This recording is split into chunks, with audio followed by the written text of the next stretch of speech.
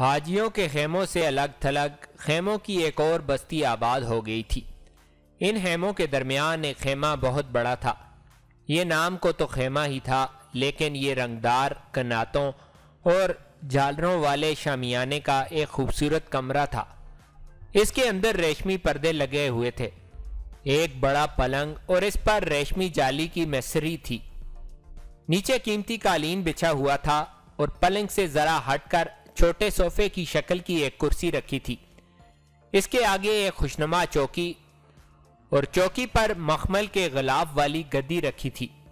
کرسی پر بیٹھنے والا اس گدی پر پاؤں رکھتا تھا۔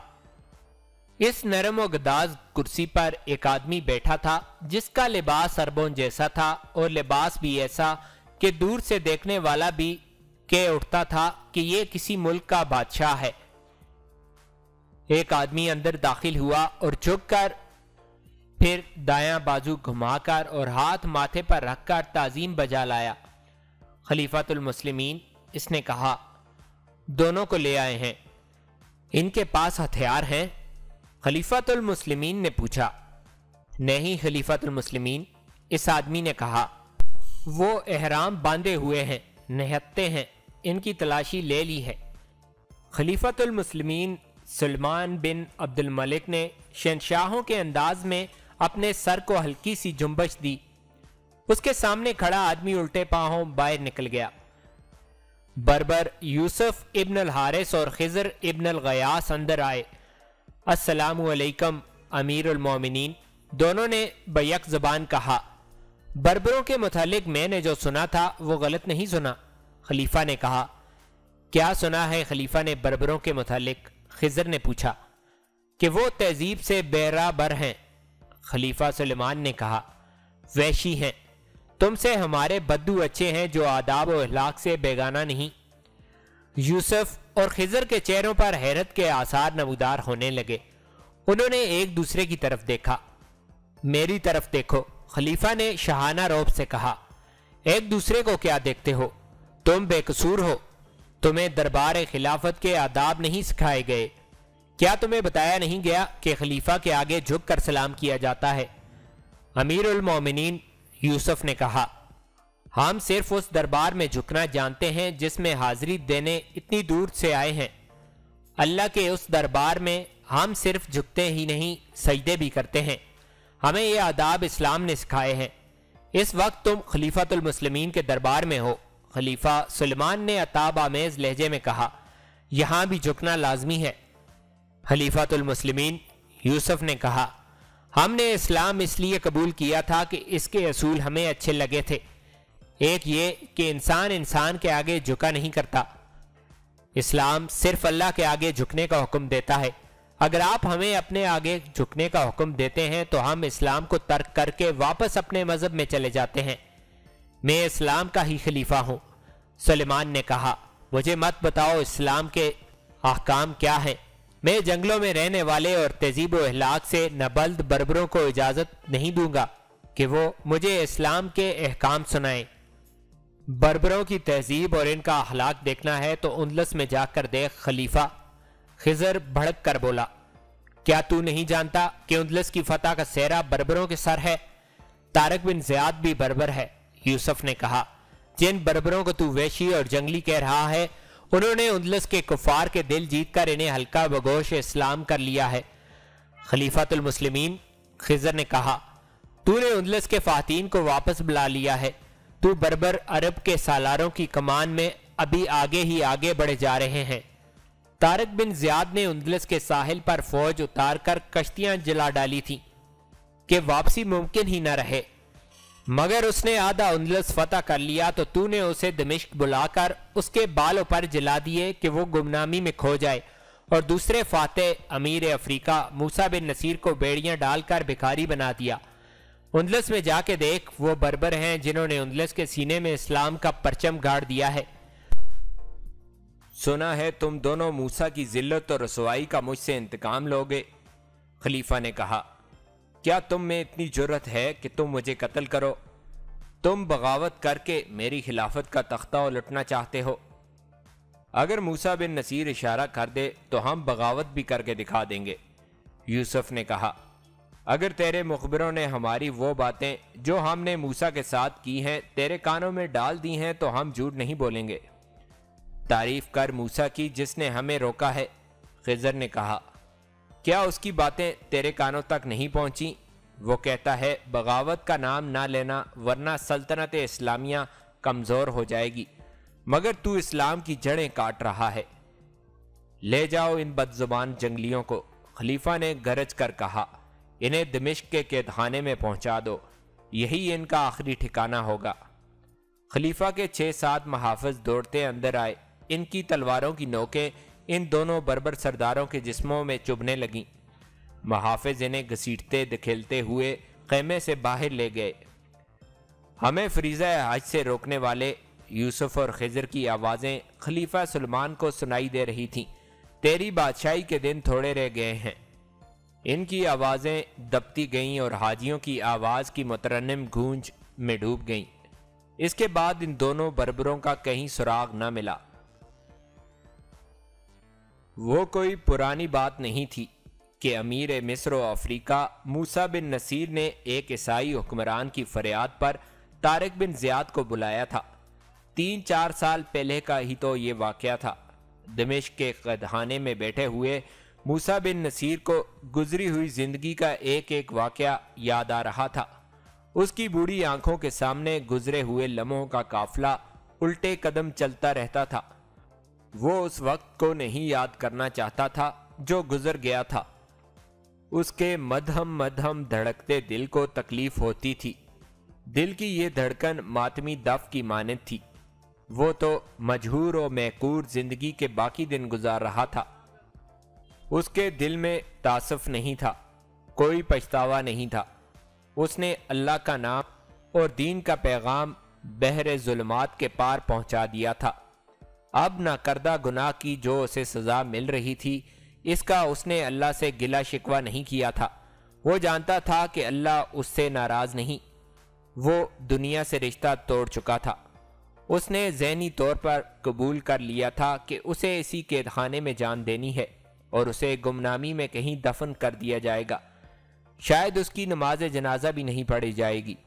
اسے معلوم نہ تھا کہ وہ جہاں کہیں بھی دفن ہوا، دفن نہ بھی ہوا اور اس کی لاش دریا برد کر دی گئی، تاریخ اسلام میں وہ ہمیشہ زندہ رہے گا۔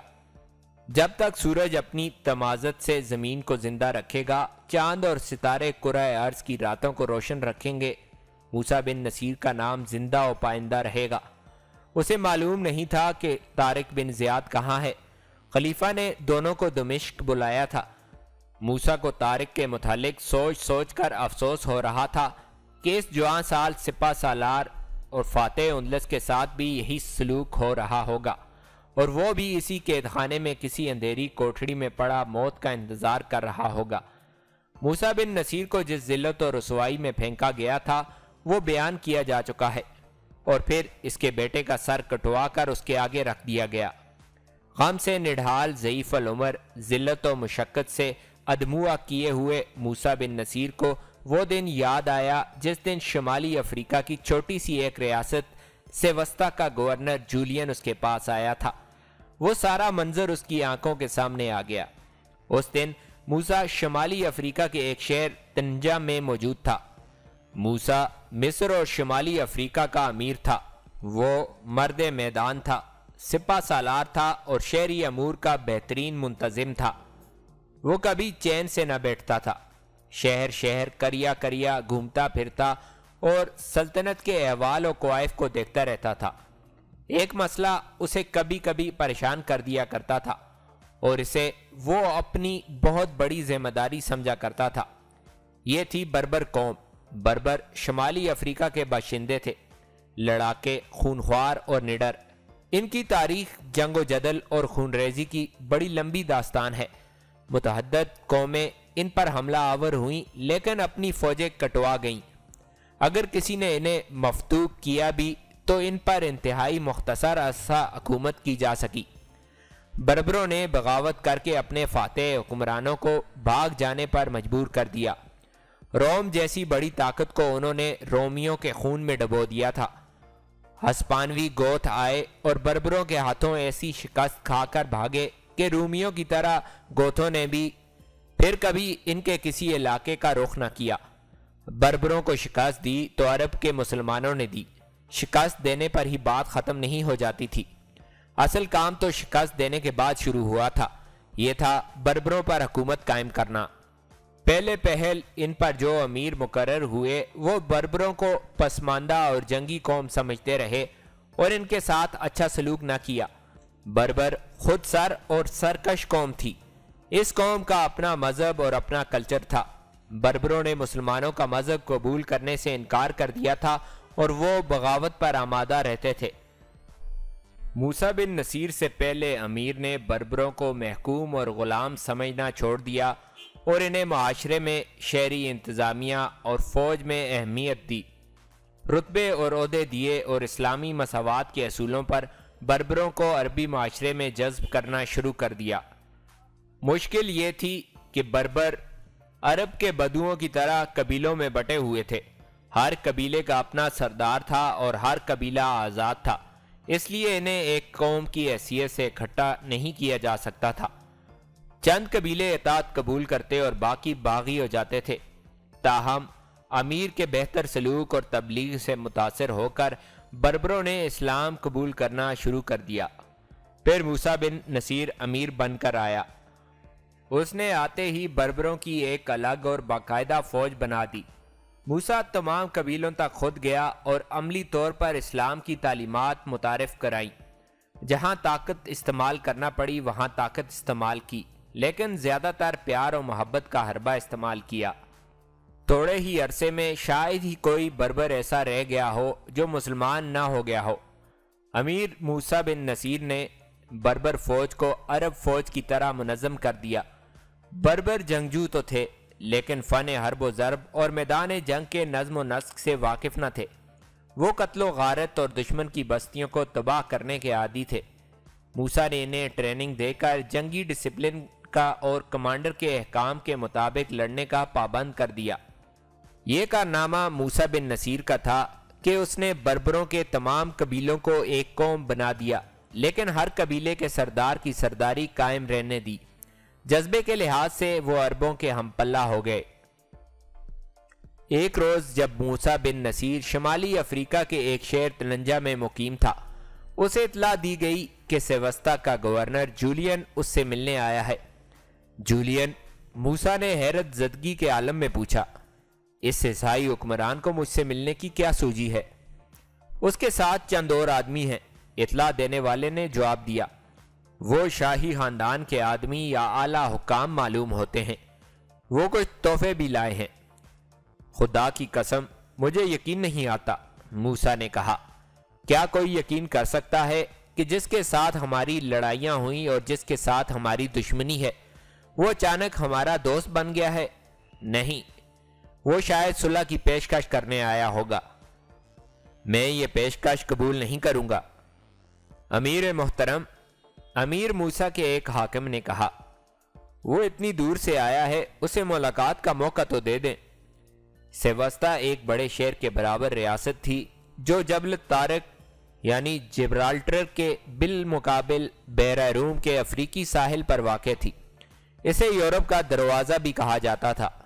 سیوستا اور جبل طارق کے درمیان جو سمندر حائل تھا اس کی چوڑائی 12 میل تھی۔ سیوستا اندلس کے بادشاہ راڈرک کے زیر نگیں تھا۔ شاہ راڈرک نے اپنی کچھ فوج سیوستا کے حکمران جولین کو دے رکھی تھی اور جولین کی اپنی فوج بھی تھی۔ جولین کو چونکہ اندلس جیسے طاقتور ملک کی پشت پناہی اور مدد حاصل تھی، اس لیے جولین اپنے ارد گرد کے علاقوں پر فوجی طاقت کے ذریعے قبضہ کرنے کی کوششوں میں لگا رہتا تھا۔ امیر افریقہ موسیٰ بن نصیر نے اس کی سرکوبی کے لیے کئی بار فوج بھیجی۔ اس طرح موسیٰ اور جولین کی فوجوں کے درمیان کئی بار لڑائیاں ہو چکی تھیں۔ 2-3 بار امیر موسیٰ نے سیوستا پر باقاعدہ حملہ کرایا، لیکن سیوستا کا قلعہ اتنا مضبوط تھا کہ اسے بجا طور پر ناقابل تسخیر کہا جا سکتا تھا۔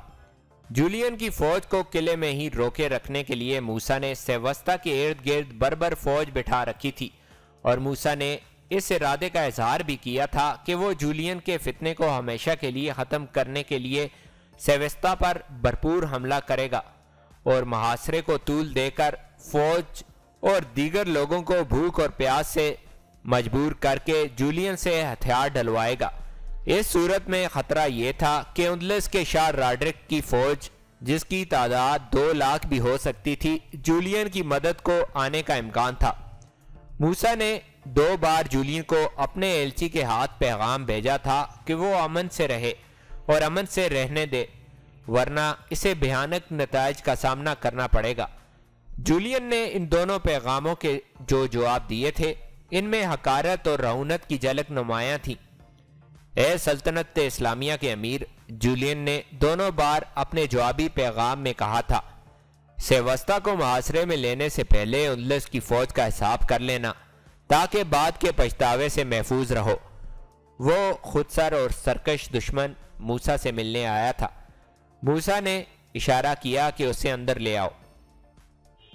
شاہانہ لباس میں ملبوس جولین شاہانہ چال چلتا اس کے کمرے میں داخل ہوا، جس میں موسیٰ اپنے 2-3 مشیروں کے ساتھ اور 1-2 سالاروں کے ساتھ بیٹھا ہوا تھا۔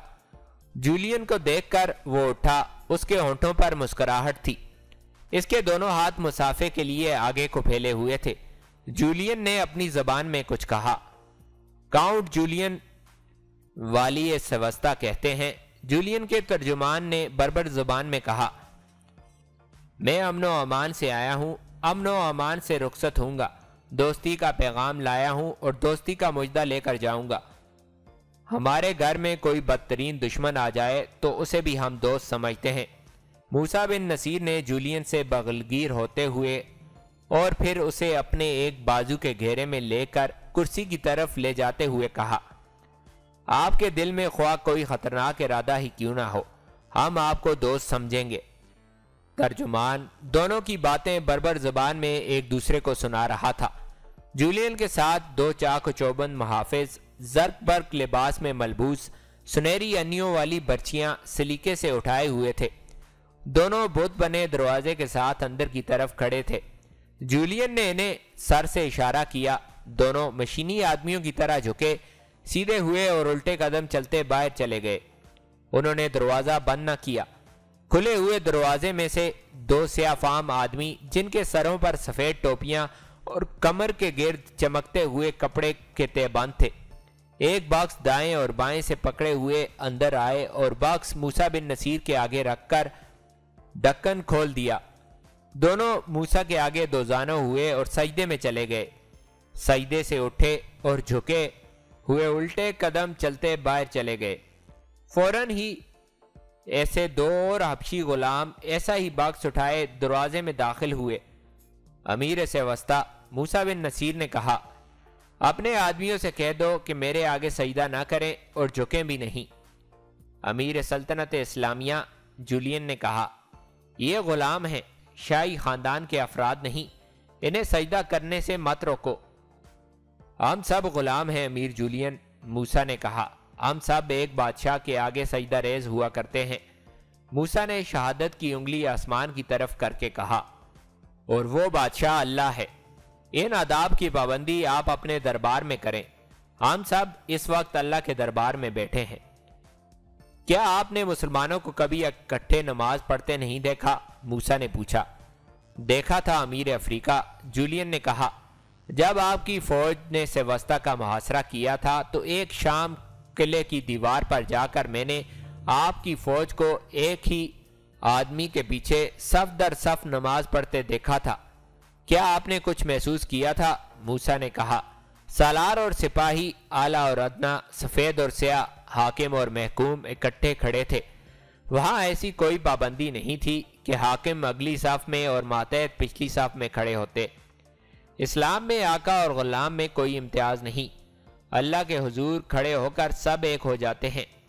انسان کا انسان کے آگے جھکنا اور سجدہ کرنا ہمارے لیے گناہ ہے۔ 3 باکس اندر لائے گئے۔ موسیٰ بن نصیر کے منع کرنے کے باوجود باکس لانے والے غلام جھکتے بھی رہے اور سجدے بھی کرتے رہے، اور جولین کچھ نہ سمجھتے ہوئے بھی مسکراتا رہا۔ یہ بیش قیمت تحفے تھے جو جولین اپنے ساتھ لایا تھا، اور امیر افریقہ موسیٰ بن نصیر کے لیے ایک گھوڑا لایا ہوں، جولین نے کہا۔ باہر کھڑا ہے۔ یہ اندلسی نسل کا جنگی گھوڑا ہے، دوڑتا نہیں اڑتا ہے، صرف شہسوار کو ہی اپنی پیٹھ پر قبول کرتا ہے۔ جہاں لگام کھینچو اسی قدم پر رک جاتا ہے۔ کئی میدان لڑا ہے، شاہی استبل کا بادشاہ ہے۔ میں اپنی طرف سے اور خلیفۃ المسلمین کی طرف سے شکریہ ادا کرتا ہوں، موسیٰ نے کہا۔ اور کیا اب آپ اپنے آنے کا مقصد بیان کریں گے؟